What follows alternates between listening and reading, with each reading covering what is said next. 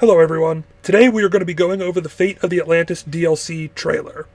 This DLC coincides with the Heir of Memories quest that I had recently broken down on this YouTube channel. I will link it down in the description below. What tide has carried you here? Do you wish to become a god? I'm assuming this woman talking is this woman right here. She asks, do you want to be a god? If these people are real Isu, which they'll show more later in the trailer, why are they acting like gods, as Minerva had said? You are gods. No, not gods. We simply came before. Even when we walked the world, your kind struggled to understand our existence. We were more advanced in time. The only Isu that we know that has a god complex was Juno, who thought that all humans should stay servants, and that's why she wanted to be released into the world. Now, to counter that argument, Aletheia in the main game of Assassin's Creed Odyssey does say, I shouldn't be surprised. My fellow precursors love being treated like gods. Why not create pests worthy of that reputation? this is okay because many Isu probably thought that they were gods because they created mankind to be beneath them.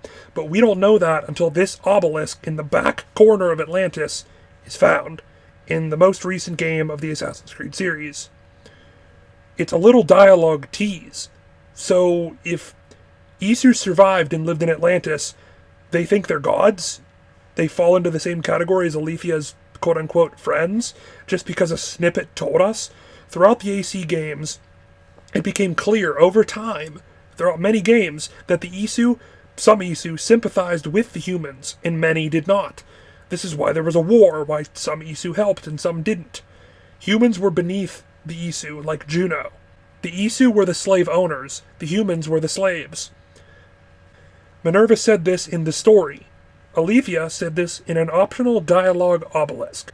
Really goes to show how they're trying to portray this story, and their whole argument, oh, well, she said it, but in an optional location.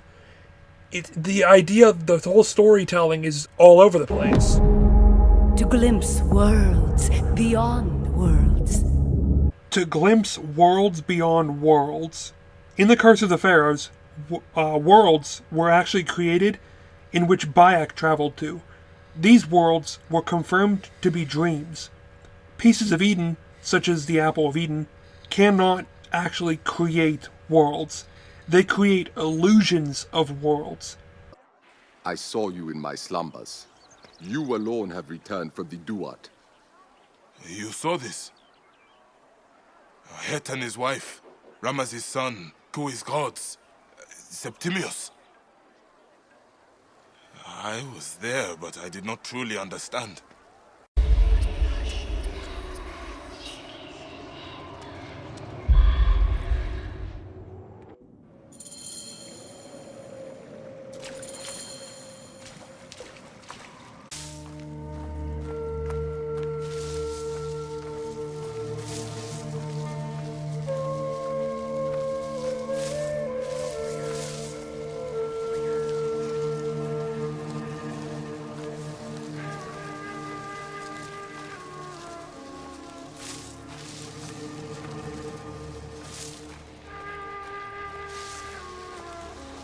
Maybe this person is actually asking Cassandra if they want their own illusion for themselves to own. Each one of us is here for a reason. I'm assuming all three of these go in order. Probably Athena, which is kind of confusing because Athena is Minerva's translation, unless Minerva, because she's dead, unless Minerva is a completely separate entity, and history remembered them as the same person, which could be the case, but it's probably going to be Athena, Hades, and Poseidon. Again, if these are actually real Isu, how are they still alive? Isu do not live forever. Juno had said before that she lived to about 100. That is probably the extent of their living. I brought this up in my Air of Memories video. Alethea said that she uploaded her consciousness into the Staff of Hermes. Hermes himself lived on because the staff kept him alive. For some reason, I guess. Consus uploaded himself into the first shroud, and Juno uploaded herself into the Eye/the Grand Temple. Did Hades, Poseidon, and Athena, if this is Athena, did they also upload themselves into objects? How are they alive? Why are they in Atlantis? Is Atlantis an artifact itself? If uploading yourself is so easy, why didn't more Isu do it? Why all of a sudden right now are we finding Isu that have uploaded themselves? Is this supposed to be some second Capitoline triad? Instead of Juno, Minerva, and Jupiter, it's Hades, Poseidon, and Athena? Assassin's Creed confirmed there will be a new region, and because there's 3 gods, and there's 3 episodes, there's probably 3 segments for each god. But you don't belong here. Cassandra is supposed to keep Atlantis safe until Layla comes to actually go inside and do what she needs to do. Why would Cassandra even go inside? Do the Isu actually even know of the Air of Memories prophecy? The screen then shifts to what looks like the underworld. At this point, we saw all 3 supposed realms, which would be Poseidon's, Hades, and this Athena. The gods know why you're here, Keeper. So she calls you Keeper, which is what Alethea called you in the Air of Memories quest, but yet you don't belong, and the gods know why you're here, but you still don't belong? But some gates should never be open.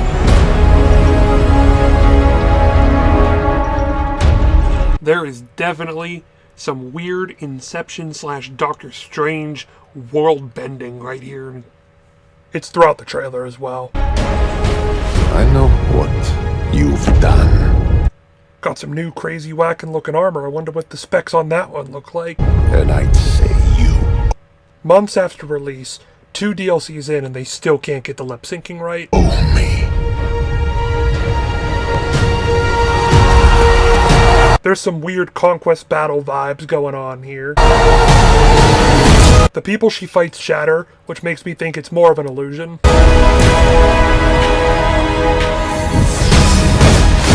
The underworld is filled with kings, heroes, legends, all lost. This lady's hand starts to glow, and then she flicks Cassandra. She's not holding a piece of Eden as far as we know, so we don't know what powers she has, or if this is even more proof that this is an illusion. Also, what's up with these lines that are on the Isu? They were on Alethea, they're on this lady now. The older Isu did not have these lines, unless I'm really just blind and couldn't tell. I don't know why there's all of a sudden a new design for the Isu. You could give them that purpose.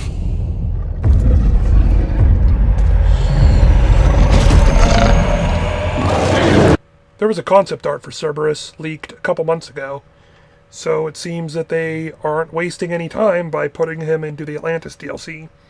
Are there 3 apples that are inside of each head? Is it 3 people? Again, this is a new concept, so we have no idea what they're doing with it.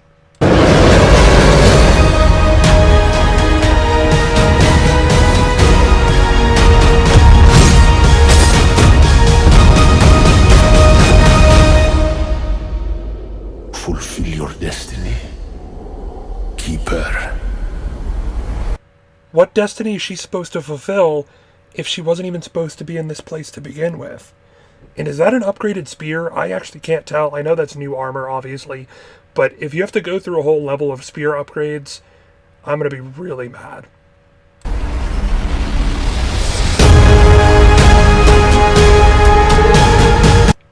Final thoughts on the trailer? How in the world is this still considered Assassin's Creed?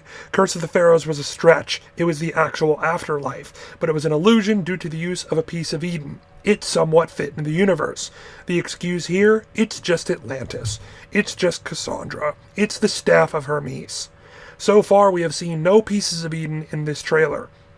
This is probably some dream world like Curse of the Pharaohs was, and we're going to be subject to the same story like Curse of the Pharaohs was. It's going to be a recap of Curse of the Pharaohs because they have to put the underworld because the underworld was so important to Greek mythology, but then they did the underworld for Egypt mythology, and they were probably so confused because they wanted to do back and forth. There's no communication between the teams, so you know they didn't talk about what they were doing. I don't know. We're going to be breaking down episode 1 after it comes out, so stay tuned for that. If you enjoyed this video, please leave a like and comment what you think. Subscribe for more content. We will see you in the next video.